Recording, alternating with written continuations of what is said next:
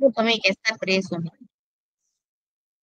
அருட்பெரும் ஜோதி அருட்பெரும் ஜோதி தனிப்பெரும் கருணை அருட்பெரும் ஜோதி அருட்பெரும் ஜோதி அருட்பெரும் ஜோதி தனிப்பெரும் கருணை அருட்பெரும் ஜோதி எல்லாம் செயல் கூடும் என்னானை அம்பலத்தே எல்லாம் வல்லாந்தனையே ஏற்று இன்று வருமோ நாளைக்கே வருமோ அல்லது மற்றென்று வருமோ அறியேன் என் கோவே தொன்றுமளவெம்மாயையற்று வெளிக்குள் வெளிகடந்து சும்மா இருக்கும் சுகம் அருள் வலுத்த செலுங்கனியே அகம்பலுத்த சிவஞான அமுதே முத்தி பொருள் வலுத்த அருட்பாவை எமக்களித்த தெய்வ மனப்பூவே என்றும் மருள் வலுத்த அடியேங்கள் மன இருளை அகற்ற வரும் மணியே மெய்மை தெருள் வலுத்த வடலூர் வாழ் ராமலிங்கனின் அருளை சிந்திப்பேனே நினைந்து நினைந்து உணர்ந்து உணர்ந்து நெகிழ்ந்து நெகிழ்ந்தன்பே நிறைந்து நிறைந்து ஊற்றலும் கண்ணீர் அதனால் உடம்பு நனைந்து நனைந்தருளமுதே நன்னிதியே ஞான நடத்தரசே என் உரிமை நாயகனே என்று வணைந்து வணைந்தே துதம் நாம் வம்மின் உலகியலீர் மரணமில்லா பெருவாழ்வில் வாழ்ந்திடலாம் கண்டீர் புனைந்துரையேன் பொய் புகழேன் சத்தியம் சொல்கின்றேன் சிற்சபையில் புகுந்தருணம் இதுவே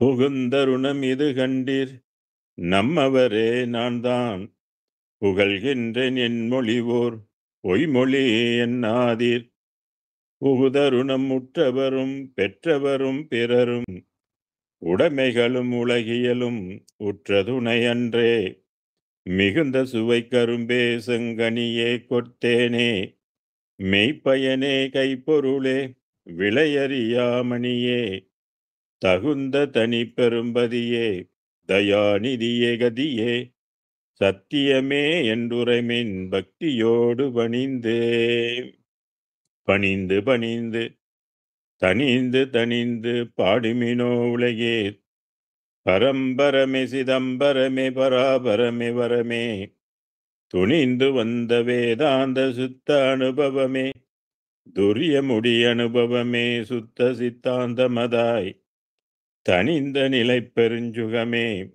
சமரச சன்மார்க்க சத்தியமே இயற்கையுண்மை தனிப்பதியே என்று கனிந்துளத்தே கனிந்து நினைந்துரைத்திடில் அப்பொழுதே காணாத காட்சியெல்லாம் கண்டுகொள்ளலாமே கண்டதெல்லாம் அனித்தியமே கேட்டதெல்லாம் பழுதே கற்றதெல்லாம் பொய்யே நீர் கழித்ததெல்லாம் வீணே உண்டதெல்லாம் அலமே உட்கொண்டதெல்லாம் குறையே உலகியரீர் இதுவரையும் உண்மை அறிந்திலரே விண்டதனால் இனி நீர் சமரச சன்மார்க்க மெய்நெறியை கடைபிடித்து மெய்ப்பொருள் நன்குணர்ந்தே எண்டகு சிற்றம்பலத்தே எந்த அருளடை மீன் இரவாத வரம் பெறலாம் இன்புறலாமே அருட்பெரும் ஜோதி அருட்பெரும் ஜோதி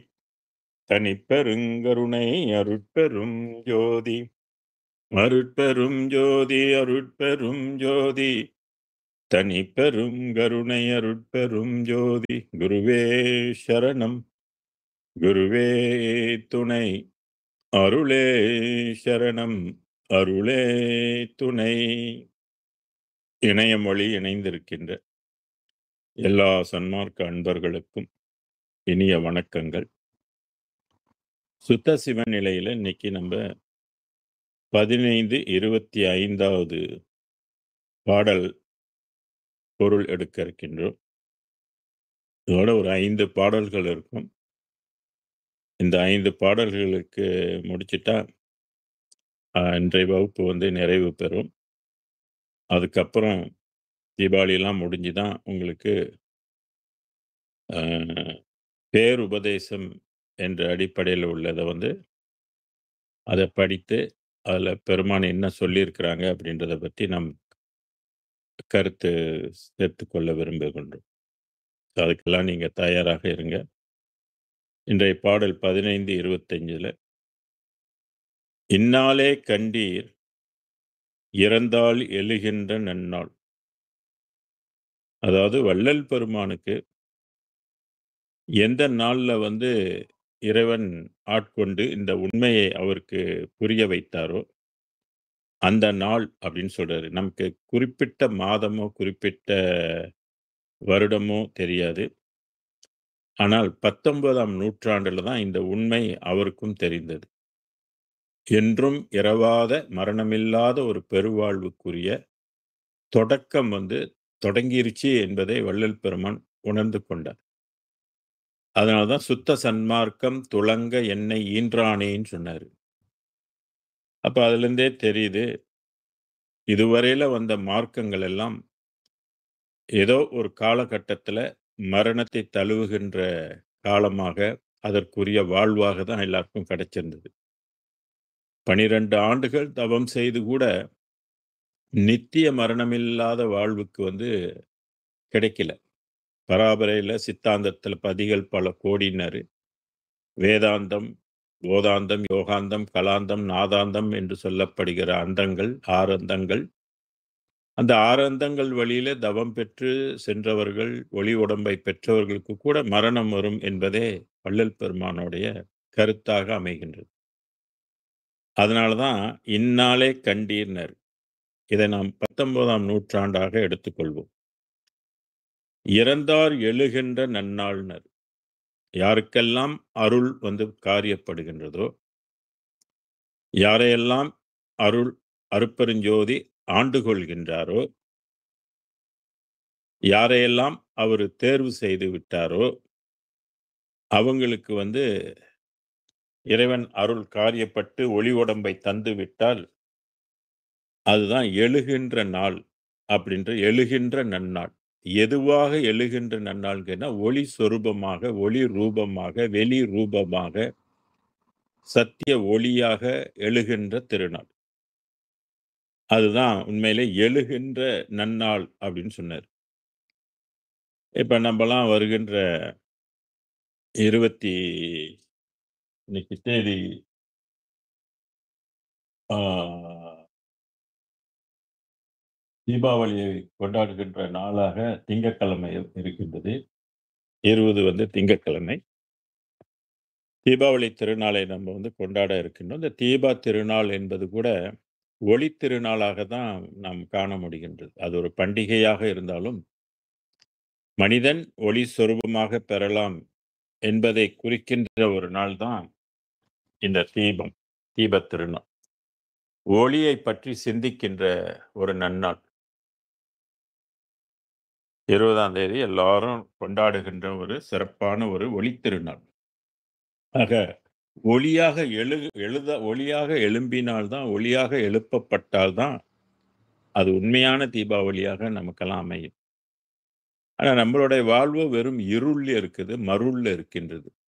மும்மலத்துக்குட்பட்டு இருக்கின்றது. இந்த பாடின்னு சொல்லக்கூடிய இந்த உடம்பும் நமக்கு சீராக, ஒழுங்கான உடம்பு இல்ல. மாண்டு போகின்ற உடம்பாக இருக்குது. உயிர் நிலைத்திருக்க இயலாத ஒரு உடம்பை நாம் பெற்றிருக்கின்றோம்.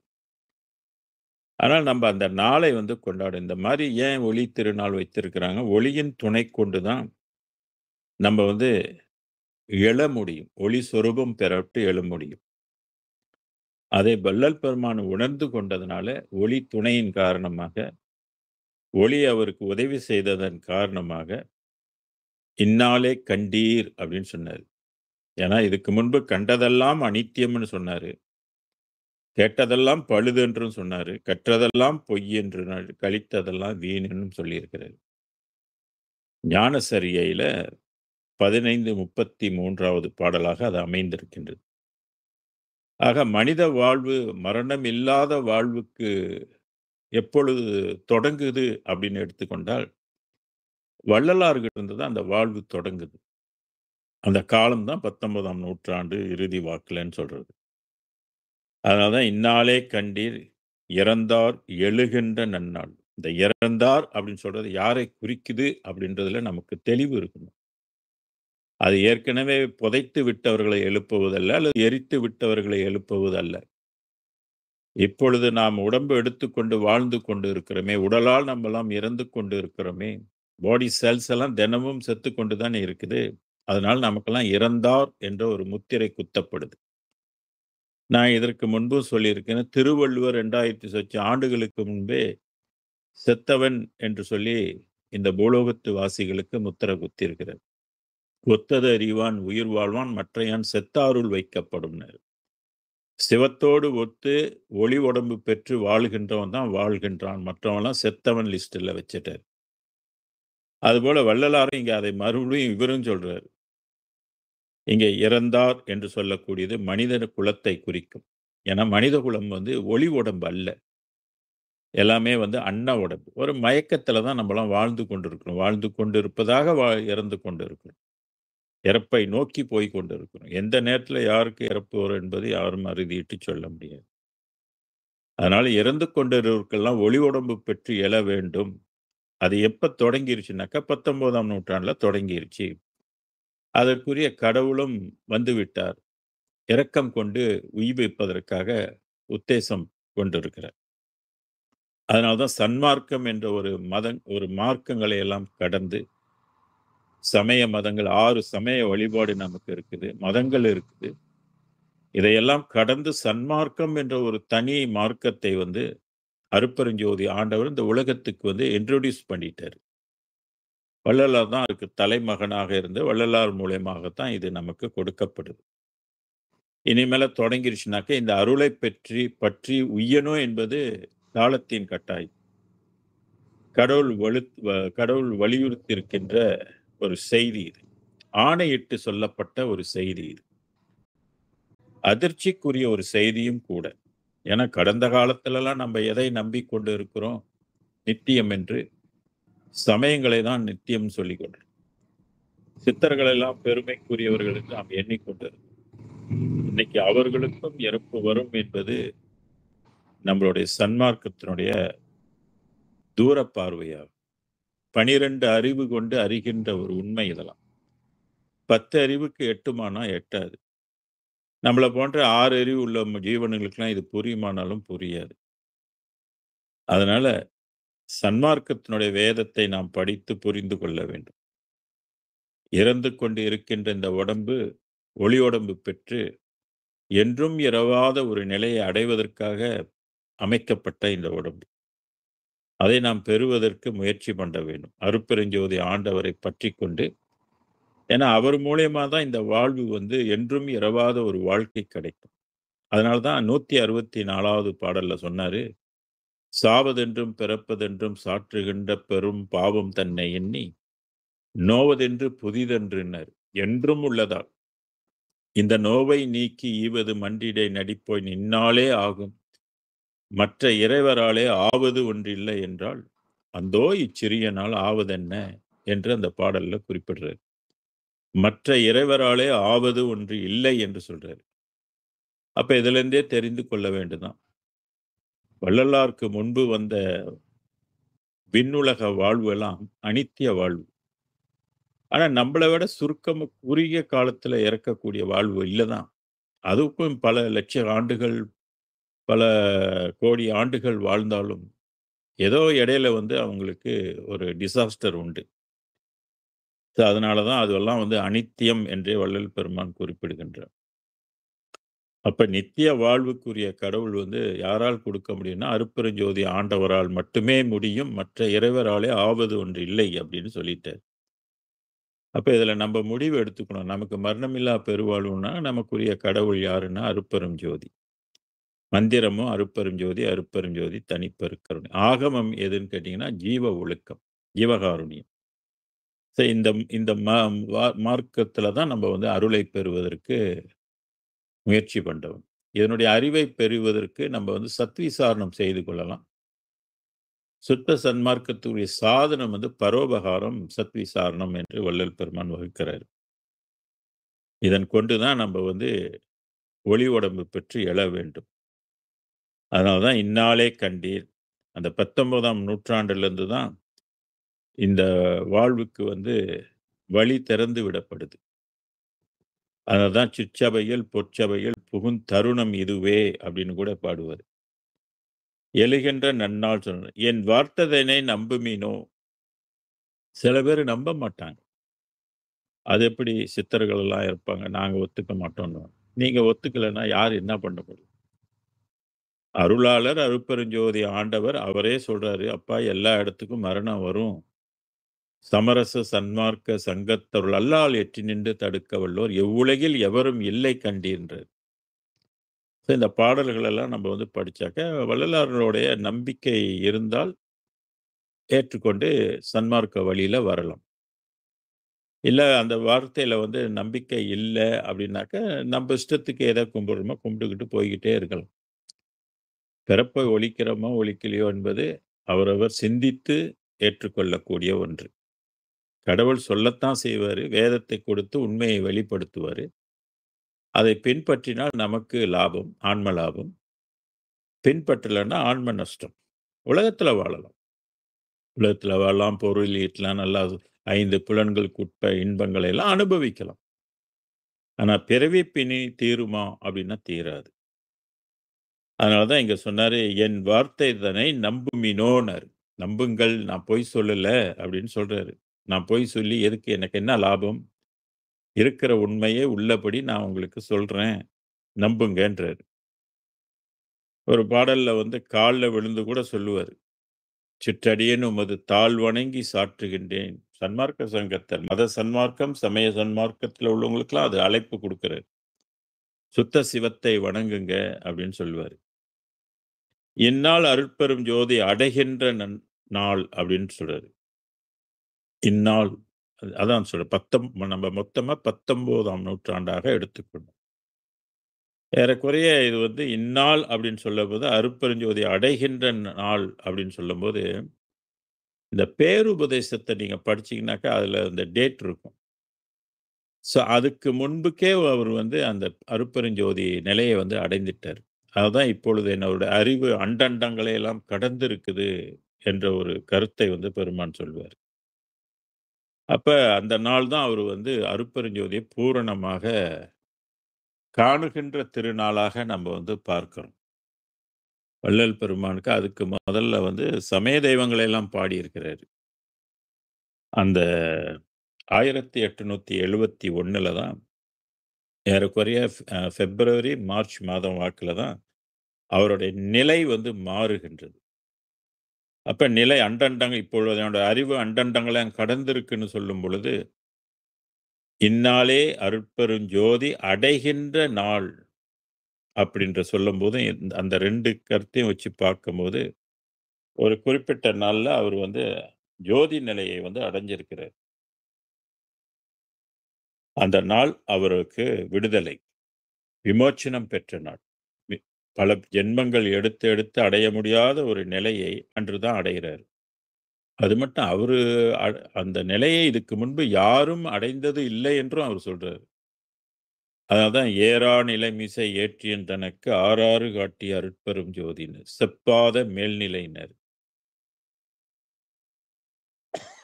இதெல்லாம் நம்ம ஒப்பிட்டு பார்த்து, ஒரு தனி நிலை அல்லது தனி உலகம் வந்து அந்த 19ஆம் நூற்றாண்டுல அனுமதி கிடைக்கின்றது.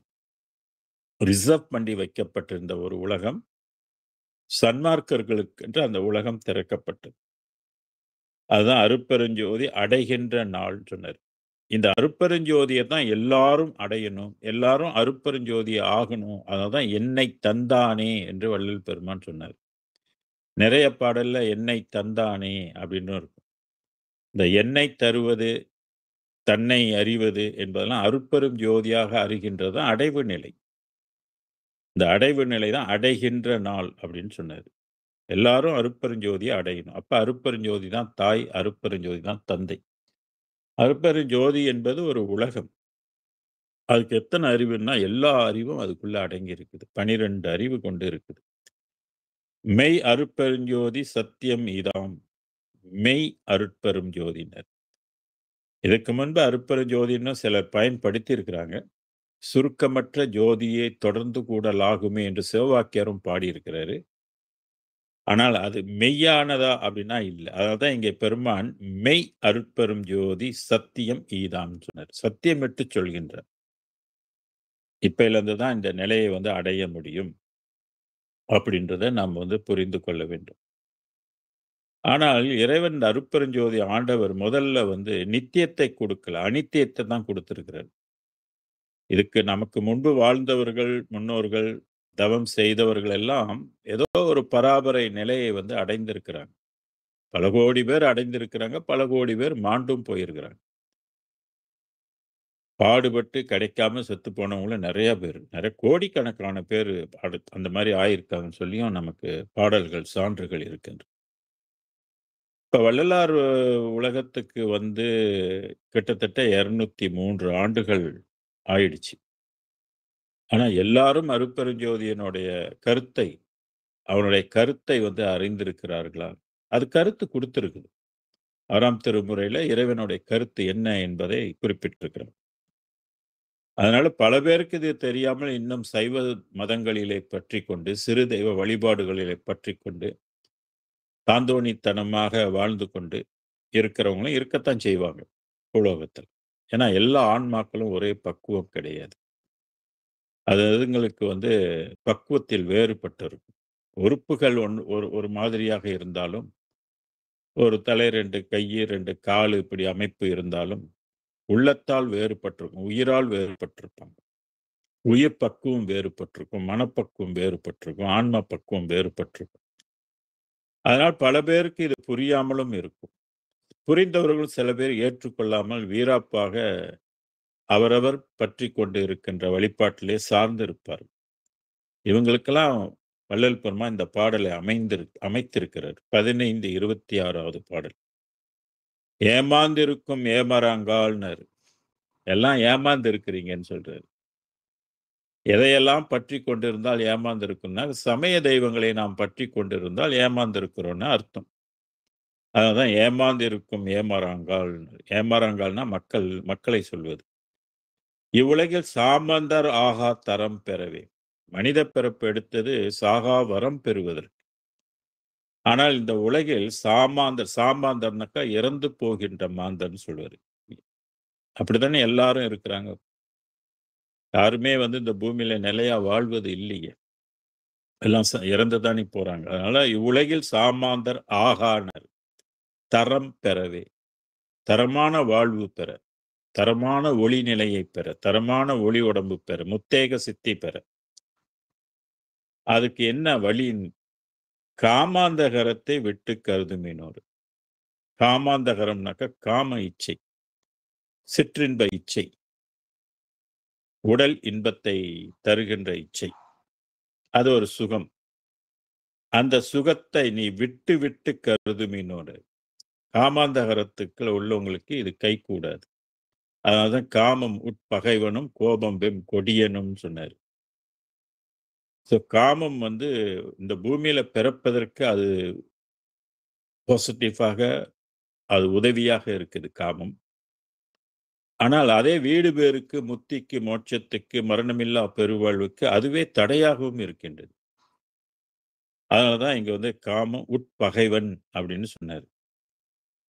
காமம் இல்லாம இருக்க முடியாது. சோறு சாப்பிடுற வரைக்கும் காமம் உண்டாகிக் கொண்டே இருக்கும். காமம் உண்டாவதற்கு விந்து அணுக்களே காரணமாக இருக்கும். இந்த விந்து அணுக்கள நீர் கூறு மோகத்தை கொடுக்கும். அந்த விந்து அணுக்களுக்குள்ள இருக்கின்ற நாதம் உயிர்க்கூறு. உயிர் சக்தி அதுல இருக்கும். அப்ப மோகம் எப்பொழுதுமே ஏற்கொண்டே இருக்கும். மோகத்திலேயே அவங்க ஈடுபட்டு கொண்டிருந்தால் நிச்சயமாக ஞானத்தை பெற முடியாது. அதுக்கு சில இடையூறுகள் அமைந்து அந்த உடம்பு ஒளி உடம்பு சிதறி போயிடும். அப்படியே கருப்புடிச்சு வளர்ந்தாலும் இடையில காமம் ஈடுபாடு இருந்துச்சுனாக்கா அந்த உடம்பு சிதறி போகும் என்று திருவள்ளுவரும் குறிப்பிட்டிருப்பார். அதனால்தான் மருவுப்பெண் ஆசையை மறக்கவே வேண்டும், உன்னை மறவாதிருக்க வேண்டும் என்று சொல்வார். 5ஆம் திருமுறையில பல்வேறு இடத்துல இந்த இச்சையிலிருந்து நான் விடுபட வேண்டும் என்று பெருமான் விண்ணப்பம் போட்டிருப்பார் நெறைய பாடல்கள்ல. ஆக காமம் ஞானத்தை அடைவதற்கு முற்றிலும் தடையாக இருக்கின்றது. எப்படி கொலையும், கொலையும் ஆகாதோ, அதுபோல காமமும் இந்த ஞானத்துறைக்கு வீடு பேறு பெறுவதற்கு ஆகாது. அதனால தான் அதை விட்டு விட்டு கருதுமினோன்னாரு. இறைவனை கருதும்போது, நீ இதை விட்டு விடுன்னாரு. இப்ப யங்ஸ்டர்ஸ் கல்யாணம் பண்றாங்க, சன்மார்க்கத்துல இருக்கிறாங்கனாக்கா, அவங்க குழந்தை பேருக்காக காமம் கண்டிப்பாக வேண்டும். வாரிசு வேணும்னாக்கா, காமத்தை கொண்டு தான் அந்த வாரிசை அவங்க பெற்றுக்கொள்ளும். ஆனா, அது வாரிசு பெற்ற பிற்பாடு ஞானத்தை அடைவதற்கு அவங்க முற்படுவதற்கு காமத்தை விட்டு தான் ஆகணும். எல்லா காலத்திலும் காம இச்சையிலே இருந்தாங்கனாக்க, காம செயல்பாடு கொண்டு இருந்தாங்கனாக்க, ஞானம் பெற முடியாது. புண்ணியத்தை நாம் பெற்றுக்கொள்ளலாம். அதுல ஒண்ணும் தப்பு கிடையாது. ஆனா யோகம் சித்திக்குமா? அப்படின்னா யோகம் சித்திக்காது. அதனால தான் பெருமான் இங்கே காமாந்த கரத்தை விட்டு கருதுமினோன்னு. 2லயும் ஈடுபட்டுக்கிட்டு நம்ம கருதினால் யோகம் சித்திக்காது. இருந்தாலும் வணங்கியதுக்கு புண்ணியம் கிடைக்கும். அதனால நல்ல பிறப்பு கிடைக்கும். பக்குவம் நமக்கு வரும். இத்தருணம் நீர் அதைச் சேர்வீர் நிஜம். இந்த தருணம்னாரு. நீ காமாந்த கரத்தை விட்டு கருதினாக்க, யோகம் உனக்கு சித்தித்து இந்த தருணமே நீர் அதைச் சேர்வீர். அருட்பெருஞ்சோதியை நீ சேர முடியும். நீயே அருட்பெருஞ்சோதியாக மாற முடியும். அப்ப யோகம் சித்திக்கும்னு சொல்றாரு. இப்ப யோகம் சித்திப்பதற்கு நிறைய ஒழுக்கங்கள் கடைபிடிக்கணும். அதையெல்லாம் கடைபிடிச்சா தான் நமக்கு அது சித்திக்கும். சரிங்களா? அப்படி இந்த பாடல்ல ஏமாந்திருக்க வேண்டாம். ஏமாந்தது போதும். இனி சன்மார்க்கத்துக்கு உலகம் அடுத்த படிக்கு போகணும். அடுத்த வழிபாட்டு முறைக்கு போகணும்.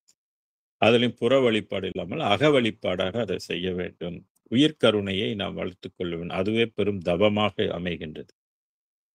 அடுத்த பாடல்லயும் நமக்கு எச்சரிக்கை குடுக்கிறார். வீணே பராக்கில் விடாதீர். சிந்தையை வீணாக நீ பராக்கில் விடாதனாக்க, நீ வேற வேற இதுலலாம் கவனத்தை வைக்காத அப்படின்னாரு. வீணேன்றார். ஏன்னா அது உன்னை உய்விக்கப் போவதில்லை. சமய தெய்வங்கள் எல்லாம் உன்னை உய்விக்கப் போவதில்லை. சமய தெய்வம் பலவும் சிறிய துரும்புதென்னவேன்றார். சாதியும் சமயமும் பொய்யென ஆதியில் உணர்த்திய அருட்பெரும் ஜோதின்னு அகவல்லின்னு சொல்றாரு. முயன்றுலகில் பயனடையா மூடமதம் அனைத்தும் முடுகி அழிந்திடவும் ஒரு மோசமும் இல்லாதே என்ற ஒரு பாடலையும் 1547 ஞானசரியல்ல சொல்லுவாரு. ஆக இதெல்லாம் நீங்க குறிப்பிட்டு பார்க்கும் பொழுது, நம்மளுடைய சிந்தையை வீணாக வீணடிக்க கூடாது. சிந்தையை அருட்பெருஞ்சோதிபால் செலுத்த வேண்டும் என்பதற்காக தான் வீணே பராக்கில் விடாதீர். உமது உள்ளத்தை நானே உடைய நமரங்கள். நமது உள்ளத்துக்குள்ள என்ன இருக்குன்னா, உயிர் இருக்குது. உயிருக்குள்ள யார் இருக்கிறார்கள்? அருட்பெரும் ஜோதி ஆண்டவர் கலந்து கலவாமல் இருக்கார். என் உயிராகி என் உயிருக்குள் ஒரு இன்னுயிர் ஆயினீர் வானீர், என்னுயிர் நாதரே வாரீர் அப்படின்னு சொல்லி, வாரீர் சிதம்பர வள்ளி மாணவாள வல்லர நல்லவரே வாரீர் அப்படின்னு சொல்லி அந்த பாடல் இருக்குல்ல, அதுல இருக்கும். என் உயிராகி என் உயிருக்குள் ஒரு இன்னுயிர் ஆயினீர். என் உயிருக்கு உயிரே என்று பல்வேறு இடத்திலையும் வள்ளல் பெருமான் கோடிட்டு காட்டுகின்றார். அதனால்தான் அங்கே நமது உள்ளத்தை நானே உடைய நமரங்கள். நானே உன் உள்ளத்துக்குள்ள இருக்கிறேன். ஒளியாக இருக்கிறேன். கலந்து கலவாமல் இருக்கின்றேன். ஊனாகத் தெள்ளமுதும் இன்றெனக்கு சேர்த்தளித்தான். ஊன் ஆக அப்படின்னாக்கா உடம்பாக, ஒளி உடம்பாக ஆகுவதற்கு அருட்பெருஞ்சோதி ஆண்டவர் தெள்ளமுதம் இன்றெனக்கு சேர்த்து அளித்தான் சொல்றார். ஏன்னா நான் அடிக்கடி சொல்வது உண்டு. எப்படி நம்ம பூலோகத்துல உள்ள உணவை சாப்பிட்டு உடம்பு வளர்க்கின்றோமோ, அதுபோல ஞான அமுதம் உண்டால்தான் ஒளி உடம்பு, சன்மார்க்க உலகத்துக்குரிய ஒளி உடம்பு நமக்கு வளரும். இல்லைன்னா வளராது. நம்ம எவ்வளோ சோறு போடலாம், புண்ணியம் இருக்கட்டும். ஆனா ஒளி உடம்பு வருமா? வராது. அதனாலதான் சோறு போட்டவங்களே இறந்து போவாங்க. என்னென்னமோ பண்றவங்க எல்லாரும் பார்த்தீங்கன்னா, சன்மார்க்கத்துல நீடு காலமா நல்ல பேச்சாளர்களா இருப்பாங்க. நல்ல ஆய்வாளர்களா இருப்பாங்க. எல்லாரும் இறந்து தான் போயிருக்கிறாங்க. உங்களுக்கு தெரிந்த விஷயம். பல பேர் கேட்பாங்க, "ஏன் யாரும் அடையல, யாரும் அடையல?" யோகம் சித்திக்கல. வள்ளலார் சொன்ன நெறிகளுக்கு உட்படலைன்னாக்க கண்டிப்பா யோகம் சித்திக்காது. அதனால இங்கே வந்து ஊனாக தெள்ளமுதம் அமுதம் கிடைக்கலன்னா கண்டிப்பாக ஒளி உடம்பு வளராது. ஒளி உடம்பு பெற இயலாது. இப்ப ஒளி உடம்பை பெறாதனால தான் மரணமே வருது.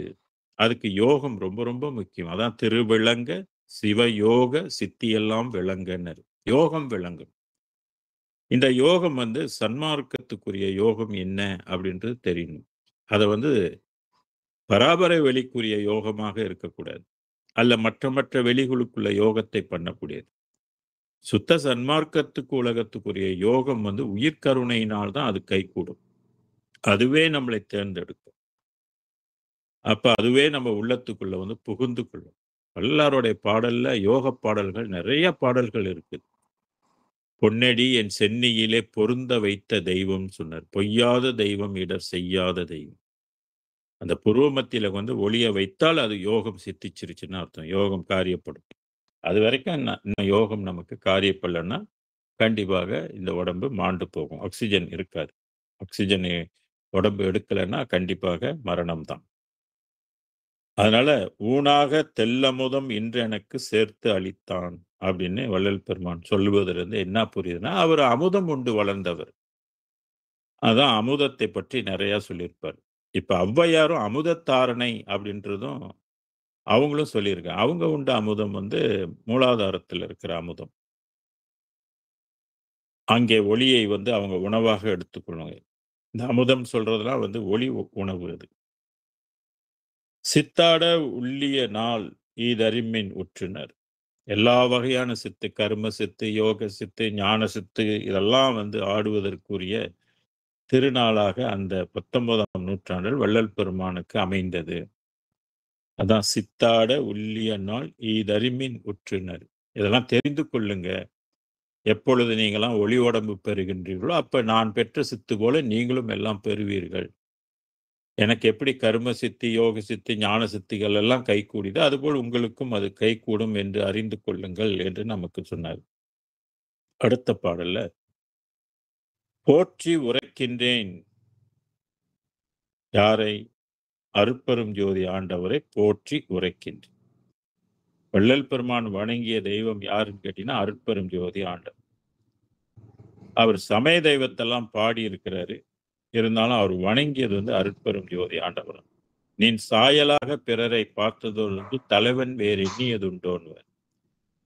சமய தெய்வத்தை வணங்கினால் கூட அது அருட்பெரும் ஜோதியாகவே பார்ப்பார். அந்த மாதிரி ஒரு பக்குவம் பெற்ற ஒரு ஆன்மா. அதனால இங்கே சொன்னார் போற்றி உரைக்கின்றேன் பொய் என்று இகழாதீனர். ஏன்னா கண்டிப்பா புரியாதவர்கள் இதெல்லாம் ஏற்றுக்கொள்ள மாட்டார். கடவுளே இல்லைன்னு சொல்ற ஒரு கூட்டம் இருக்கத்தானே செய்யுது. அப்படியே இருக்குன்னு சொன்னாலும் அதை முறையா அடைவதற்கு முயலாத கூட்டம் ஏராளம் ஏராளம். அப்படியே முயன்றாலும் அது வந்து முறையான முயற்சியா இருக்குமானா அதுவும் இல்ல. அப்ப எப்படி வெற்றி கிடைக்கும்? வெற்றி கிடைக்காது. அதுபோல வள்ளல் பெருமானுடைய வாழ்க்கை வந்து மெய்யான வார்த்தை. அவர் பல்வேறு இடத்துல சொல்றாரு. பொய் புகழேன் சத்தியம் சொல்கின்றேன் என்று சொல்வார். நிறைய இடத்துல சத்தியம் பண்ணி சொல்லுவாங்க. ஏன் உரைத்தேன் இரக்கத்தால் எடுத்து உரைத்தேன்வர். கருணை உன் மேல இருக்கிற கருணையினால நான் உனக்கு இத சொல்றேன். ஏன் நம்ம அப்பா, அம்மா சொல்லுவாங்களா? விண்ணுலக வாழ்க்கைய பற்றி நம்ம அப்பா, அம்மாவுக்கு தெரியுமா? இல்ல நம்ம வாத்தியாருங்களுக்கு தான் தெரியுமா? இல்ல நம்ம அரசாட்சியில உள்ளவங்களுக்கு தான் தெரியுமா? யாருக்கு தெரியுது? அந்த வாழ்க்கையை பெற்றவர்கள் தான் எடுத்து நமக்கு சொல்ல முடியும். அதனால இன்னைக்கு வள்ளல் பெருமான் இந்த ரகசியத்தை சொல்லுகின்றார். மரணமில்லா பெருவாழ்வு ரகசியத்தை சொல்லுகின்ற மக்கள் எல்லாம் சாதாரண மக்களாக இருக்க முடியாது. ஞானம் பெற்றிருந்தா தான் அத சொல்ல முடியும். அந்த உலகத்து வாசிகளாக அடைந்திருந்தால் தான் இந்த வேதங்கள்லாம் வெளிப்படும். அந்த வகையில தான் நமக்கு போற்றி உரைக்கின்றார் வள்ளல் பெருமான். பொய்யென்று இகழக்கூடாது. இதை மெய்யாக ஏற்றுக்கொண்டால் நமக்கு ஆன்ம விமோச்சனம் உண்டு. நமக்கு ஆத்மா மீண்டும் இந்த உலகத்துக்குள்ள வந்து உழலாது. பிறந்து பிறந்து உழன்றேனே என்றும் பிறவா இரவா பெருமை தந்து உனை சிறந்தொழில் வித்தது பாரி திருச்சிற்றம்பல திருநட ஜோதி. அந்த ஜோதி பாடல்ல இருக்கு பாருங்க. பிறந்து பிறந்து உழன்றேனே. வள்ளல் பெருமான் நான் வந்து பிறந்து பிறந்து உழன்றேன்னு சொல்றாரு. இது நமக்கும் பொருந்தும் இல்லையா? நம்மளும் அப்படித்தானே உழன்று கொண்டு இருக்கிறோம். இறப்பு, பிறப்பு என்றதுக்குள்ள. அதை நம்ம அறியறதுக்குள்ள அறிவு கூட நம்மகிட்ட இல்லையே! அதனால தான் இந்த மாரி வேதங்களை படித்தாவது நம்ம தெரிந்து கொள்ளணும். அதனால இங்க பொய்யென்று இகழாமல் இதை மெய்யென்று ஏற்று அறிவை கொள்முதல் நாம் பண்ணிக் கொள்ள வேண்டும். நாற்றிசைக்கண் வாழும் நமரங்காள். 4 திசைகள். வடக்கு, கிழக்கு, மேற்கு, தெற்குன்னு சொல்லி 4 திசை இருக்குல்ல. 8 திக்கு 16 கோணங்களிலும் மக்கள் வாழுகின்றார். அதனால நாற்றிசை கண் வாழும் நமரங்காள். நமரங்காள்னா மக்கள். ஏற்கனவே முதல்லயும் அந்த நமரங்காள் என்ற சொல்லை பயன்படுத்தோம். ஏமாந்திருக்கும் நமரங்காள்னாரு. ஏமாந்திருக்கும் மக்களே அப்படின்னாரு. 4 திசையிலும் வாழுகின்ற மக்களே அப்படின்னு சொல்றாரு. ஆற்றல் அருள் அம்பலவன் வருகின்றான். அருள் விளையாடுதற்கென்று இப்புவியில் இத்தருணன் இங்கு. இதற்கு முன்பு இவர் வந்ததில்ல. அதனால்தான் வள்ளல் பெருமான் ஒரு பாடல்ல சொல்வாரு, இந்நாட் புதிதே அந்நாளில் இல்லையேன்னுவாரு. சிறுவடி பெருமையில என்ன சொல்லுவார்ன்னா, இந்த தெய்வத்தை பற்றி சொல்வதற்கு விண்ணுலகத்திலும் ஆள் இல்ல, மண்ணுலகத்திலும் ஆள் இல்லன்னுவார். அதுபோல இங்கே என்ன சொல்றாரு, இது இப்பத்தான் இந்த அருள் வந்து உலகத்துக்கு வருது. உய்விப்பதற்காக இந்த அருள் இறங்கி இருக்குதுன்னு சொல்லுவாரு. ஆற்றல் அருள். ஆற்றல் கொண்டது. ஆகம மொழி மேல் ஆரண மொழி மேல் ஆக நின்று ஓங்கியது அருட்பெரும் ஜோதின்னு படிக்கிறோம் இல்லையா? அப்ப ஆற்றல்ல ஓங்கி இருக்கின்றது. அதான் ஆற்றல் அருள் அப்பன் வருகின்றான்னர். அப்பன் வரும் தருணமீதே ஐயமில்லை ஐயமில்லை கண்டீர்ன்னு சொல்லி 10 பாடல் இறைவன் வருகின்றான், வரப்போகிறான், வருகின்றான், வருகின்றான் சொல்லி ஒரு 10 பாடல் நமக்கு குடுத்திருக்கிறாங்க. அதனால ஆற்றல் அருள் அப்பன் வருகின்றான். எதற்கு? அருள் விளையாடுதற்கென்று. அருள் விளையாட்டு. அருள் இயக்கம். இப்ப நம்மலாம் மருள்ல தான் இருந்து வாழ்ந்து கொண்டிருக்கோம். மருள் இயக்கத்துல நம்ம உட்பட்டிருக்கோம். இருள் உலகத்துல நம்ம வாழ்ந்து கொண்டிருக்கோம். ஏதோ சூரியனுடைய ஒளி இருப்பதனால நமக்கு வந்து இரவு, பகல் இருக்கின்றது. சூரியன் இல்லன்னா அந்த உலகமே இருட்டா தான் இருக்கும். அதுதான் உண்மை நிலை. இந்த வெளிக்கு ஒளி இருக்குதா? அப்படின்னா ஒளி கிடையாது. சூரியனோட ஒளி பட்டு தான் இருக்கு. எப்படி சந்திரனுக்கு ஒளி இல்லையோ, சூரியனுடைய ஒளிய வாங்கி தான் அது அது பௌர்ணமியாக பிரகாசிக்கும். அதுக்கு சொந்தமா ஒளி வந்து கிடையாது. ஆனா சூரியனோட ஒளி தான் சந்திரனுக்கு வந்து கிடைக்கும். அந்த சூரியன் ஒளி கிடைக்காத பட்சத்தில அது இருளாக இருக்கும். அதுதான் அமாவாசை அப்படின்னு சொல்றது. இப்ப அமாவாசைக்கு நம்மளுடைய பூமி வந்து எப்படி இருக்குன்னா, ரொம்ப கார் இருளாக இருக்கும். பொல்லாத இருளாக இருக்கும். பௌர்ணமிக்கு பார்த்தீங்கன்னா, வெளிச்சமாக இருக்கும். எல்லா கோயில்லயும் பார்த்தீங்கன்னா, பௌர்ணமி பூஜை விசேஷமாக கொண்டுவாங்க. இந்த பௌர்ணமி டைம்ல நம்ம மனதுக்கு வந்து கூடுன சக்திகள் வந்து இயக்கம் இருக்கும். அதனால தான் பௌர்ணமி பூஜையில நம்ம இறைவனை வழிபட்டால், அது வந்து பெரும் நன்மைகளுக்கு நமக்கு குடுக்கும் அது. அதனால இங்க சொன்னாரு, பொய்யென்று இகழாத நாற்றிசைக்க நமரங்கள் ஆற்றல் அருள் அப்பன் வருகின்றான் அருள் விளையாடுதற்கென்று. அதனால தான் பொருள் இல்லார்க்கு இவ்வுலகம் இல்லை, அருள் இல்லார்க்கு அவ்வுலகம் இல்லைன்னார். உயிர் என்ற பொருள் இல்லை என்றால் இந்த உலகத்துல நம்ம வாழ முடியாது. அதே நேரத்துல அருட்பெருஞ்சோதியுடைய அருள் இல்லைன்னா சுத்த சன்மார்க்க உலகத்துல போய் வாழ முடியாது. அருள் விளையாடுதற்கென்றே வரும். ஒரு இடத்துல விளையாட்டு என்பது ஞானம் விளையும் விளையாட்டே அப்படின்னு வள்ளல் பெருமான் சொல்லுவார். விளையாட்டுன்னா ஏதோ நம்ம உலகியல் விளையாட்டு மாரி நீங்க நினைச்சுக்க கூடாது. இது ஒரு இறைவனுக்கு ஒரு விளையாட்டு இது. உடம்புக்குள்ள வந்து இந்த உடம்புக்குள்ள இருக்கிற அணுக்களை எல்லாம் ஒளிமயமாக மாத்துகின்ற ஒரு விளையாட்டு. இது வந்து எந்த ஒரு கேம்லயும் வந்து இந்த விளையாட்டுக்கு ஈடாக இந்த விளையாட்ட நீங்க பார்க்க முடியாது. இப்ப உலகத்துல வந்து ஒலிம்பிக் விளையாட்டெல்லாம் இருக்கு. இந்த மாரி ஒலிம்பிக் விளையாட்டுலலாம் இது வந்து அத விட எத்தனையோ 1000 மடங்கு உயர்ந்த விளையாட்டு இது. ஆனா இந்த விளையாட்டு யாரும் அங்க ஒலிம்பிக்லலாம் விளையாடுறாங்கனாக்கா ஒண்ணும் விளையாட முடியாது. இதெல்லாம் மருள் விளையாட்டு. அருள் விளையாட்டு என்பது ஞானம் விளையும் விளையாட்டுன்னு சொல்லுவாரு. அது 184வது பாடல்கள்ல நீங்க போனீங்கன்னா, நான் சொல்ற உண்மை அங்க இருக்கும். விளையாட்டு என்பது ஞானம் விளையும் விளையாட்டேன். அதுதான் அருள் விளையாட்டு. அருள் விளையாட்டுதற்கென்று இப்புவியில் இத்தருணம் இங்கு. இப்புவியில்னாக்க இந்த பூமியில வந்து இந்த மாரி ஒரு வாய்ப்பை கொடுப்பதற்கு அந்த அருள் இயக்கம் கட்டாயம் வேண்டும். ஒவ்வொரு மனிதனுக்குள்ளயும் இந்த அருள் இயக்கம் இயங்க வேண்டும். காரியப்படும். அருள் காரியப்படலன்னாக்க, நிச்சயமாக நம்ப மரணமில்லா பெருவாழ்வு வந்து கைகூடாது. ஆக 19ஆம் நூற்றாண்டில தான் பல கோடி யுகங்கள் கடந்து தான் இந்த 19ஆம் நூற்றாண்டுல தான் இந்த அருட்பெருஞ்சோதி ஆண்டவர் தன் உலகத்தை தன்னையே தருகின்றார். ஜீவகாருண்யம் ஒழுக்கம் உடையவர்களுக்கு இறைவன் தன்னையே பரிசாக கொடுக்கின்றார். அதனாலதான் இங்க இத்தருணம் இங்குனர். இப்புவியில் இத்தருணம். இந்த இத்தருணம் என்பது 19ஆம் நூற்றாண்டை கணக்குக்கு எடுத்துக்கணும். அப்ப 19ஆம் நூற்றாண்டிலிருந்து தான் உண்மை வந்து உலகத்துக்கு காட்டப்படுது. அததான் கண்டதெல்லாம் அனித்தியம், கேட்டதெல்லாம் பழுது, கற்றதெல்லாம் பொய்யே, நீர் கழித்ததெல்லாம் வீணே, உண்டதெல்லாம் மலமே, உட்கொண்டதெல்லாம் குறையே, உலகில் இதுவரையும் உண்மை அறிந்திலரே. உலகியலீர் இதுவரையும் என்பது அந்த 19ஆம் நூற்றாண்டு வரைக்கும். அப்ப 18ஆம் நூற்றாண்டு வரைக்கும் கூட உண்மை வெளிய வரல. 19ல தான் வருது இது. அதனாலதான் வள்ளலார் வந்து இந்த உலகத்துக்கு வந்து உண்மையை உரைக்க வருவிக்க உற்றவர். அருட்பெருஞ்சோதி ஆண்டவரை உலகத்துக்கு காட்டுவதற்காக இந்த உலகத்துக்கு வருவிக்க உற்றவர். எல்லாருடைய அகமும் கருத்து இருக்கின்றது. கருத்து இருக்கின்ற இடத்துக்கு ஒளி வரணும்னு சொல்லி தான் மகாமந்திரத்தை உபதேசித்த மகாஞானி. அவர் ஒண்டி தான் இந்த மகாமந்திரத்தை வந்து குடுத்தாரு.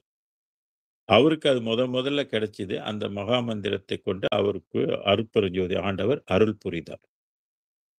அப்ப நமக்கும் அருள் புரியணும், இறைவன் அருள் புரியணும்னாக்க, நாமளும் அந்த மந்திரத்தை தான் சொல்லணும்.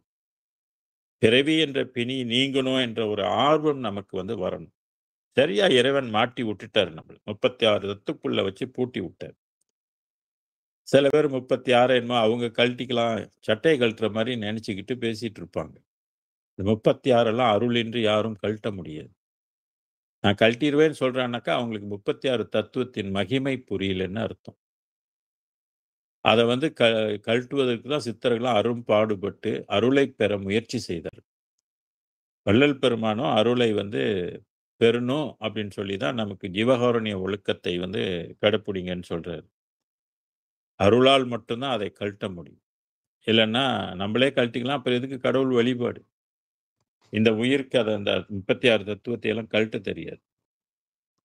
வேற மற்ற உயிர்களுக்கு கூட கழட்ட தெரியாது. பராபரைக்கு கழட்ட முடியும். ஆனா சுத்த சன்மார்க்க உலகத்துக்கு செலுத்த தெரியாது. அதனால தான் சித்தர்கள் சொன்னாங்க, "தத்துவம் அனைத்தும் தனித்தனி கடந்தேன்" அப்படின்னாங்க. "தத்துவாதீத மேல் நிலையில் சித்தியல் முழுதும் தெரிந்தனம். அவை மேல் சிவநிலை தெரிந்திடச் சென்றேன். ஒத்த நிலைக்கண் யாமும் இம்முணர்வும் ஒருங்குறக் கரைந்து போயினம்" என்று. இப்படி தத்துவத்தை கழற்றினவங்க கூட சன்மார்க்க உலகத்துக்குள்ள போக முடியாது. ஏன்னா பொருத்தம் இல்லை என்று வள்ளல் பெருமான் குறிப்பிடுறாரு. "எனக்கும் உனக்கும் இசைந்த பொருத்தம் என்ன பொருத்தமோன்றார். இந்த பொருத்தம் உலகில் பிறருக்கு எய்தும் பொருத்தமோன்றார்." அந்தந்த உலகத்துக்கு பொருத்தமான ஒளி உடம்பு இருந்தா தான் அந்த உலகத்துல போய் வாழ முடியும். இல்லன்னா வாழ முடியாது. இந்த பூமியில இந்த மலேசியால வாழணும்னா பாஸ்போர்ட் இருக்கணும். இல்லன்னா இமிகிரேஷன் அங்கீகரிக்கப்பட்ட ஏதாவது ஒரு விசா இருக்கணும். இல்லன்னா இல்லீகல் ஆக்கியூபன்ட் சொல்லிருவாங்க. அதேபோல நீங்க வேற நாட்டுல போய் வாழணும்னாலும், உங்களுக்கு தகுந்த அந்த அதிகாரம் வந்து இருக்கணும்னாக்க, உங்களுக்கு வந்து ஐடென்டிஃபிகேஷன் இருக்கணும். விசா இருக்கணும். விசா இல்லன்னா, நீங்க வந்து தவறான ஒரு ஆக்கியூபன்னா நீங்க அந்த இடத்துல வந்து இருக்கிறீங்கன்னு அர்த்தம். அது மாரி தான் இங்கே. ஒளி உடம்பு இல்லாமல் சுத்த சன்மார்க்க உலகத்துக்குள்ள போக இயலாது. அதுக்கு அருள் நம்மளை வந்து இயக்க வேண்டும். விளையாட வேண்டும். நமக்குள் வந்து விளையாடும். வள்ளல் பெருமானை இறைவன் சொல்வாரு, "எண்ணியவார் விளையாடு என்று அளித்த தெய்வம்" சொல்வாரு. நீ எந்த உலகத்திலும் போய் விளையாடுன்னுவாரு. அப்ப அவர் எந்த உலகத்துக்குள்ள என்ட்ரி பண்ண முடியும். இப்புவியில் இத்தருணம் இங்குன்னார். 19ஆம் நூற்றாண்டுல இந்த வாய்ப்பு மனித குலத்துக்கு தரப்படுது. அதற்கு முன்பு இந்த உலகம் 7 திரைகளால் போட்டு மூடப்பட்டிருந்தது அப்படின்னு சொல்றாரு. அடுத்த பாடல். "அருளுடையான் நம்முடைய அப்பன் வருகின்ற நாள் எதுவோ என்று நலியாதே." இப்ப எப்ப வருவாரு, எப்ப வருவாரு? வள்ளலாருக்கு பிற்பாடு யாரும் அடையலையே, அடையலையே அப்படின்ற ஒரு குறைபாடு இருக்குது. நானே அந்த அந்த கேள்வியை கேட்டுக்கொண்டு தான் இருக்கிறேன். அதுக்கு உள்ள தகுதிய யாரும் இன்னும் பெறலையோ அப்படின்னு கூட நினைப்பது உண்டு. இல்ல இறைவன் அதற்குரிய காலத்தை தனியாக எதுவும் வகுத்து வச்சிருக்கிறானா? அப்படின்றதும் ஒரு கேள்வி உண்டு. இல்ல அதுக்குரிய புண்ணிய பலம் இன்னும் போதவில்லையா? அப்படின்ற ஒரு கேள்வியும் உண்டு. இல்ல அந்த அருளை கனிவிக்கின்ற ஒரு நிலைப்பாடு மனிதனுக்கு இன்னும் வரலையோ? இப்படியெல்லாம் தாமதப்படுத்துவதற்கு என்ன காரணம்ன்னு போட்டு நம்ம மனத குழப்பிக்கிறதுக்கு நெறைய வாய்ப்புகள் இருக்கு. எப்ப வருவாரு? எப்ப வருவாரு? அப்படின்னு. ஆனா இங்க என்ன சொல்றாரு? "அருளுடையான் நம்முடைய அப்பன் வருகின்ற நாள் எதுவோ என்று நலியாதீர்ன்றாரு." அப்பன்னா நீ வந்து நலிந்து போகாத, தைரியமா இரு, உற்சாகமா இரு அப்படின்றது அதனுடைய பொருள். நீள நினையாதீர். நீளன்னா எப்ப வரும்னு அப்படியே நீ நெனச்சுக்கிட்டு இருக்க. எப்ப வருமோ யாருக்கு தெரியும் அப்படின்று நீ சோர்வடையாத. நீள நினையாதே. சத்தியம் நான் நேர்ந்துரைத்தேன். சத்தியமாக நான் சொல்றேன். இந்நாள் அணையான் வருகின்றான். அணைவதற்கு அணையான்னா அணைவதற்குரியவன். அணையவாரீர் என்னை அணையவாரீர். அம்பலத்தில் ஆடுகின்றீர் அணையவாரீர் என்றார் இல்லையா? அணையான் வருகின்றான் ஆய்ந்து. அவன் ஆராய்ந்து வருகின்றான் சொன்னான். ஆய்ந்துன்னா ஆராய்ந்து. எதை ஆராயறான்? அவன் நம்மளுடைய தகுதிய பார்க்குறான். நம்மளுடைய பக்திய பார்க்குறான். நம்ம எந்த அளவுக்கு இத புரிஞ்சிருக்கிறோம்னு ஆய்வு செய்து, ஒரு செகண்ட்ல இறைவன் ஆய்வு செய்திட முடியும். ஸ்கேன் பண்ற மாரி தான். ஆய்ந்து அவன் வருகின்றான்னு சொல்றாரு. அப்ப நம்ப அதுக்குரிய தகுதிகளை எல்லாம் நாம் வந்து சரியாக வளர்த்துக் கொள்ள வேண்டும். அப்படி வளர்த்துக் கொண்டால் வந்து அருட்பெரும் ஜோதி ஆண்டவருடைய அருளை இன்றில்லாலும் என்றாவது ஒரு ஜென்மத்தில் கட்டாயம் பெறுவோம் என்பது அதுல எந்த மாற்று கருத்தும் இருப்பதற்கு வாய்ப்பில்லை. ஏன்னா, அந்த அளவுக்கு இந்த நூல்ல வந்து சத்தியம் செய்யப்பட்டு சொல்லப்பட்டிருக்கு. கண்டிப்பாக அடைவீர்கள். அதுக்கு 865வது பாடல்ல கூட புத்தி அஞ்சேல் சற்றும் என் நெஞ்சமே, சிற்பது தந்தையார் நித்தியம் சேர்ந்த நெறியில் செலுத்தினார். இனி நீ நன்முத்தியும் ஞானமை சித்தியும் பெற்று முயங்கிடுவாய். சத்தியம், சத்தியம், சத்தியம், சத்தியம், சத்தியம், சத்தியம்னு 5 சத்தியம் பண்ணி குடுக்குறாரு. அப்ப அதுக்குரிய தகுதிய வந்து நம்ப தான் வளர்த்துக்கொள்ளணும். பற்றை வளர்த்துக்கணும். தெளிவு பெறணும். இப்ப இதுவரையில நம்ம பின்பற்றி சன்மார்க்கத்தை பின்பற்றி வந்ததுல, இவ்வளோ காலம் இந்த பாடங்களை எல்லாம் கேட்டதுல, இவ்வளோ தர்மங்கள் எல்லாம் செய்ததுல, நிச்சயமாக உங்களுக்கு வந்து தெளிவு பெற்றிருப்பீங்க. உங்களுக்குள்ளே நீங்கள் கேட்டுக்கொள்ளலாம். முன்பு இருந்த நிலைக்கும், இப்ப இருந்த நம்மளோட ஆன்மீக நிலைக்கும் நம்ம வந்து தெளிவு பெற்றிருக்கிறோமா? அப்படின்றத முதலில் தெளிவை எந்த அளவுக்கு இருக்குதுன்னு நமக்கு தெரியும். தெளிவு பெற பெற தான் நமக்கு வந்து நாட்டம் கூடும். மயக்கத்துல இருந்தோமாக்க நமக்கு நாட்டம் வராது. பல கோடி மாந்தர்கள் வந்து மயக்கத்துல தான் வாழ்ந்து கொண்டிருக்கிறாங்க. அதனால கடவுளை அடையணும், பிறப்பை ஒழிக்கணும் அப்படின்ற சிந்தனை வந்து வராது. அதுல எல்லா மனிதர்களும் ஒரே பக்குவமா இருப்பாங்க அப்படின்னு சொல்ல முடியாது என்பதற்கு தான் சித்தாந்தத்திலே ஒரு பாடல் இருக்குது. மனிதரிலே பறவை உண்டு, விலங்குண்டு, கல்லுண்டு, மரமும் உண்டு. மனிதரிலே நீர்வாழ் ஜாதி உண்டு, அநேக குல மனிதர் உண்டு. மனிதரிலே மனிதர் உண்டு, வானவரும் மனிதராய் வருவதுண்டு. மனிதரிலே பிறப்பறுக்க வந்ததே அருமை என வகுத்தார் முன்னோர். எல்லாருமா பிறப்பு அறுக்க கோயிலுக்கு போறாங்க. எல்லாரும் பிறப்பு அறுப்பதற்கு வழிபாடு செய்றாங்க. இதெல்லாம் யோசிக்க வேண்டும். எல்லாரும் தீபாவளி பிறப்பா இருக்குன்னு சொல்லியா எல்லாரும் தீபாவளி கொண்டாடிட்டு இருக்கிறாங்க? இல்ல. விளையாட்டாக கொண்டாடுற தன்மைகள்லாம் நெறைய இருக்கு. அர்த்தம் தெரியாம கொண்டாடுறவங்க நெறைய பேர் இருக்கிறாங்க. இதுல கொலை கொலை கொண்டு கூத்தாடுறவங்களும் நெறைய பேர் இருக்கிறாங்க. எவ்வளவு உன்னதமான பண்டிகை ஒளி திருநாள். அருளுடைய திருநாள் இது. அருளைப் பற்றி சிந்திக்கிற நன்னாள் இது. கொலை கொலையை தவிர்க்கின்ற ஒரு நாள். இப்படிலாம் இறைவன் இருக்கிறாரு. அவர் வகுத்த நெறிகளை எல்லாம் அறிகின்ற ஒரு திருநாள். பிற உயிர்களுக்கு கருணை காட்டுகின்ற ஒரு நாள். பிற உயிர்களுக்கு இன்பத்தை தருகின்ற ஒரு நாள் இது. அப்படி உயிர்களுக்கு தொண்டு செய்து, உயிர்களுக்கு நன்மை செய்து, இல்லாதவர்களுக்கு வந்து நம்ப வந்து அவர்களுடன் தேவையானதை கொடுத்து, பசிப்பினி போக்கி, அருளைப் பெற்று இன்பம் அடைவதற்காக வைத்திருக்காங்க இன்பத் திருநாள், தீபத் திருநாள். அது இஸ்லாம் மதத்தில வந்து ஈகைத் திருநாள்னு அவங்க கொண்டாடுவாங்க. ஈகை வள்ளுவர் சொல்லுவார், "ஈதல் இசைபட வாழ்தல் அது வல்லது ஊதியம் இல்லை உயிர்க்கின்றது." பிறருக்கு கொடுத்தா தான் நமக்கு வந்து இன்பம் கிடைக்கும். பிறருக்கு கொடுத்தா தான் நமக்கு வந்து புண்ணியம் தரும். அதனால தான் இந்த மாரி ஒரு திருநாள், பண்டிகைகள்லாம் வகுத்து வச்சிருக்காங்க. இல்லாத மக்களுக்கு நாம் போய் உதவி செய்ய வேண்டும் என்று. அந்த அடிப்படையில தான் இந்த புண்ணிய பலம் பெருகி, புண்ணிய பலத்தால் பொருந்திய நிதியே என்று வள்ளல் பெருமான் வந்து குறிப்பிடுவார். எண்ணியபடியெல்லாம் ஏற்றுகின்றனை புண்ணிய பலத்தால் பொருந்திய நிதியே. இன்னைக்கு உலகங்கள் பல்வேறு இடத்துல இந்த புண்ணியங்கள் தெரிந்தோ தெரியாமலோ நடைபெற்று வந்து கொண்டிருக்குது. நிறைய இடத்துல ஏழை எளியவர்களுக்கெல்லாம் உதவி செய்கின்ற மார்க்கங்கள் எல்லாம் இருக்குது. அவங்களும் இன்புற்று வாழணும். அவங்களும் இந்த தீபத் திருநாளை கொண்டாடணும்னு நெறைய நல்ல உள்ளங்கள் எல்லாம் இருந்து நன்மைகள் எல்லாம் செய்து கொண்டிருப்பதை நாம் மறுப்பதற்கும் இல்லை. அதே நேரத்தில சன்மார்க்கத்தை பற்றி புரிந்து கொண்டு, பிறவி என்ற பிணியை நம்பலாம் தீர்த்துக் கொள்வதற்கு அருட்பெரும் ஜோதி ஆண்டவரை மறக்காம நம்ம வந்து வணங்கணும். அப்பொழுதுதான் ஏன்னா, அவன் வருகின்றான், வரப்போகிறாரு. அவர் வந்துட்டாரு. இனி ஒவ்வொரு உள்ளத்திலயும் வந்து வரணும். அதனால வருக வருக அருட்பெருஞ்சோதி வருக வருக தனிப்பெருங்கருணை தருக தருகன்னு கூட நம்ம மந்திரமாக வைத்து இறைவனை அழைக்கலாம். இப்ப ஒவ்வொரு நாளும் 6 கால பூஜை என்று வள்ளல் பெருமான் வகுத்திருக்கிறார். இஸ்லாம் மதத்துல எப்படி 5 காலம் பூஜை என்று சொல்றாங்களோ, 5 வேளை தொழுவணும்னு. ஏன்னா மறவாமல் இருப்பதற்காக அந்த வேலைய குடுத்திருக்கிறாங்க. ஏன்னா நம்ம உலகியல்ல வந்து அடிக்கடி மறந்துருவோம். இப்ப காலையில போனோமா வெளியில நம்ம வேலை அது இதுன்னு செஞ்சுட்டு வர்றதுக்கு சில பேருக்கு 12 ஹவர் ஆவுது. டிரான்ஸ்போர்ட் எல்லாம் சேர்த்தா 8 ஹவர் வேலை முடிஞ்சாலும் அங்கிட்டு வீடு போய் சேர்றதுக்கு 2 ஹவர் தேவைப்படுது. சில பேருக்கு 3 ஹவர் தேவைப்படுது. இதிலயே 12 ஹவர் போயிடும். அப்புறம் உடம்பு களைச்சு போயிரும். அவங்க வந்து இதெல்லாம் செய்ய முடியாது. அப்ப ஒரு சிறு சிறு நேரங்கள்லயாவது அருட்பெருஞ்சோதியை நினைக்க வேண்டும் என்று தான் 6 கால பூஜைகள் செய்து கொள்ள வேண்டும். அப்படின்னு இஸ்லாம் மதத்திலயும் வலியுறுத்தப்பட்டிருக்குது. சன்மார்க்கத்துல 6 காலத்தை வந்து வலியுறுத்தப்பட்டிருக்கு. நீ மறந்துறாத, அடிக்கடி மறந்துறாத. ஏன்னா, இந்த வெளி அஞ்ஞான வெளி வந்து மறப்புக்குட்பட்டது. மீண்டும் மீண்டும் தூண்டப்படலன்னாக்க, அது வந்து மறந்துருவோம்.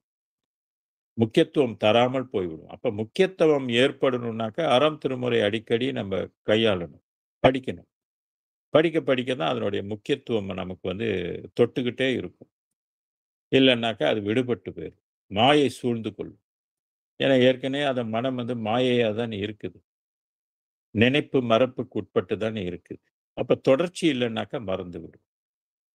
அப்ப அடிக்கடி நம்ம மறவாமல் இருப்பதற்கு தனித்துவமாக இருந்து கூட நீங்க ஏதாவது ஒரு பாடலை எடுத்து, அந்த பாடலை படித்து, அதுக்குள்ள இருக்கிற பொருள்களை எல்லாம் நீங்கள் புரிந்து கொண்டால், உங்களுக்குள்ளே அது மோட்டிவேஷன் மாரி ஆகும்.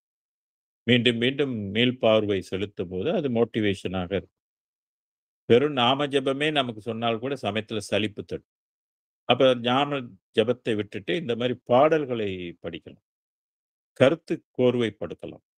ஒரே கருத்து எங்கெங்கெல்லாம் சொல்லப்பட்டிருக்குன்னு கோர்வைப்படுத்தி, அப்புறம் அந்த கோர்வை நூலை நீங்கள் ஒரு ஆய்வு செஞ்சீங்கன்னா, இன்னும் ரொம்ப சிறப்பாக தெளிவு கிடைக்கும். இப்படி நமக்குள்ளேயே தெளிவு பெற தான் இறைவனும் வந்து ஆட்கொண்டு உய்விப்பதற்கு அவரும் உதவி புரிவார். அறவே நமக்கு தெளிவே இல்லன்னா, அப்புறம் அவரு வந்து வரமாட்டார். என்னை அறிந்து கொள்ள வேண்டும் என்று அவர் விரும்புறார். "அறிந்தாரை அறிந்தானை" அப்படின்னு வள்ளல் பெருமான் சொல்றாரு. நாம அறிந்து கொள்வதற்கு முற்பட வேண்டும். இறைவனை அறிந்து கொண்டால் தான் அவன் வந்து நமக்குள்ள வந்து சேர்ந்து கொள்வான். உயிருக்குள் கலந்து கொள்வார், உள்ளத்தில் கலந்து கொள்வார், ஆன்மாவுக்குள் கலந்து கொள்வார். இப்படி 4 இடம் அகம், அகப்புறம், புறம், புறப்புறம் என்று சொல்லப்பட 4 பகுதிகளிலும் இறை ஒளி புகுந்து நம்மளை வந்து தெளிவுபடுத்தி, அருளமுதத்தை நமக்கு வந்து ஊட்டி, உண்மையான வாழ்க்கையை வந்து நமக்கு அது தர முடியும் என்று நமக்கு நம்பிக்கை இருந்து இருக்கணும். வள்ளல் பெருமானுக்கு அது குடுத்துருச்சு இல்லையா? அதனால அதுல நமக்கு சந்தேகம் வந்து இருக்கக்கூடாது. அந்த சந்தேகம் இருந்துச்சுனாலே அது வந்து கிடைக்காது. அப்படின்னா இன்னும் நீ என்னை வந்து நம்பவில்லை. அப்படின்று அது ஒண்ணு கொடுத்தோம். அதனால தான் ஒரே நெறி சன்மார்க்கம் காட்டுகின்ற திருநெறி எதுன்னாக்க, திருநெறி ஒன்றே அதுதான் சமரச சன்மார்க்க சிவநெறி என்று உலகில் சேர்ந்திடுமின் ஈண்டேனர். ஈண்டுன்னா இப்பொழுது. நீங்க நேரங்காலத்தெல்லாம் ஒதுக்காதீங்க. நேர காலத்தெல்லாம் தள்ளி போடாதீங்க. ஒரே திருநெறி, சிறப்புக்குரிய நெறி ஒன்று. அதுதான் சமரச சன்மார்க்க சிவநெறின்றது. சமய சிவநெறி இருக்குது. அது வேறு. அதோடைய நிலை வேறு. பட் அது நித்தியம் இல்ல என்பதை நீங்க புரிந்து கொள்ள வேண்டும். இங்க சமரச சன்மார்க்க சிவநெறி என்று சொல்றாரு. அப்ப 2க்கும் வித்தியாசம் இருக்கு. ஒன்று வாசி நெறியை பிடித்து உய்கின்ற மார்க்கம். ஒன்று ஜீவகாருண்யத்தின் வழி உய்கின்ற மார்க்கம். அது சிவனரே என்று உணர்ந்து உலகிற் சேர்ந்திடுமின் ஈண்டு என்று வள்ளல் பெருமான் சொல்றாரு. வருநெறியில் என்னை ஆட்கொண்டு அருளதும் அளித்த வல்லப சக்திகளெல்லாம் வழங்கிய ஓர் வள்ளல் அப்படின்னு அடுத்த வரியில சொல்றாரு. வருநெறியில் என்னை ஆட்கொண்டு வள்ளல் பெருமானை ஆட்கொண்டு அது மட்டுமல்ல அருளமுதம் அளித்துன்னு சொல்றாரு. அந்த அருளமுதத்தை கொடுத்து மட்டுமல்ல வல்லப சக்திகள் எல்லாம் வழங்கிய ஓர் வள்ளல் என்று சொல்றார். இறைவனுக்கு வள்ளல் என்று ஒரு பெயர். கேட்டதை கொடுக்கின்ற ஆற்றல் அவருக்கு உண்டு. அதனால வள்ளல் என்று அப்ப வள்ளலோட பிள்ளை யாரு? வள்ளலார். இறைவனுடைய பிள்ளை. வள்ளலோடைய பிள்ளை. அதனால அவருக்கு வள்ளலார் என்ற ஒரு பெயரும் வந்தது. வல்லப சக்திகள் எல்லாம் வழங்கிய ஓர் வள்ளல் பெருநெறியில் சித்தாட திருவுளம் கொண்டருளி. பெருநெறி சன்மார்க்கம் பெருநெறி. ஜீவகாருண்யம் என்பது ஒரு பெருநெறி. ஜீவகாருண்யம் அல்லாதெல்லாம் சிறுநெறி என்று வகுக்கப்பட்டு விட்டது. அப்ப அதனால்தான் பெருநெறி பிடித்தொழுக வேண்டும் அப்படின்னு வள்ளல் பெருமான் மற்ற திருமுறைகள்ல சொல்லியிருக்கிறது. இங்கே பெருநெறியில் சித்தாட திருவுளம் கொண்டருளி பெருங்கருணை வடிவினோடு வருதருணம் இதுவே. 19ஆம் நூற்றாண்டுல தான் பெருங்கருணை உள்ள கடவுள் இந்த உலகத்துக்கு வருகின்றார். பெருங்கருணை வடிவினோடு வருதருணம் இதுவே என்றார். அதனால்தான் வள்ளல் பெருமான் இது தருணம் சொல்வது. இப்பதான் இறைவன் வருகின்றான். உண்மை கடவுள் வருகின்றார். வள்ளலாருக்கு கிடைத்த கடவுள் வேறு என்பதை இதிலிருந்து நமக்கு புரிந்து கொள்ள முடிகின்றது. அததான் அட்டகத்திலலாம் அறிமுகப்படுத்துறார். பதி விளக்கத்தெல்லாம் தன்னுடைய அருட்பெருஞ்சோதி ஆண்டவரை உலகத்துக்கு அறிமுகப்படுத்துகின்றார்.